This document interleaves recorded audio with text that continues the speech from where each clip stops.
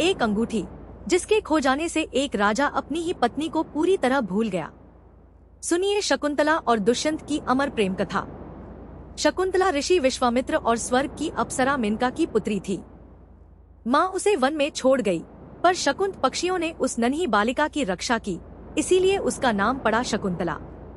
महर्षि कण्व ने उसे अपनी पुत्री की तरह आश्रम में पाला।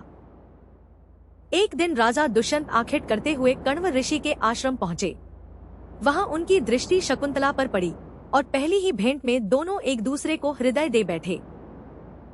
दोनों ने आश्रम में ही परस्पर सहमति से गंधर्व विवाह किया। राज्य लौटने से पहले दुष्यंत ने शकुंतला को अपने नाम की राजमुद्रिका यानी एक अंगूठी प्रेमचिन्ह के रूप में दी और शीघ्र बुलावा भेजने का वचन दिया। पति के विचारों में खोई शकुंतला एक दिन क्रोधी ऋषि दुर्वासा का ठीक से स्वागत न कर सकी।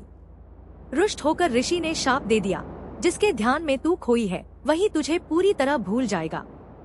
सखियों की प्रार्थना पर ऋषि ने कहा, जिस क्षण राजा अपना दिया हुआ चिन्ह देखेगा उसकी स्मृति लौट आएगी। गर्भवती शकुंतला जब दुष्यंत के दरबार पहुंची, राजा शाप के वश उसे पहचान ही न सके और दुर्भाग्य से वह अंगूठी मार्ग में नदी में गिरकर खो चुकी थी। ठुकराई हुई शकुंतला भारी हृदय से वन लौट गई।